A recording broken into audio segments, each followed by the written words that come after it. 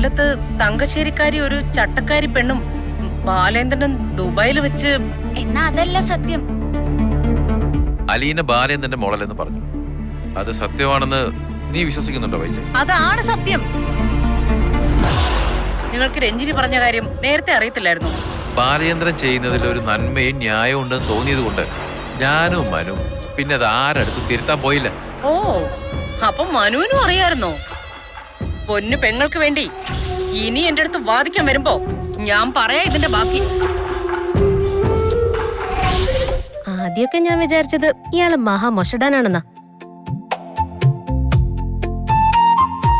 വിചാരമൊക്കെ മാറിയോ? ഇപ്പൊ കുഴപ്പമൊന്നുമില്ല, സ്മാർട്ടായി.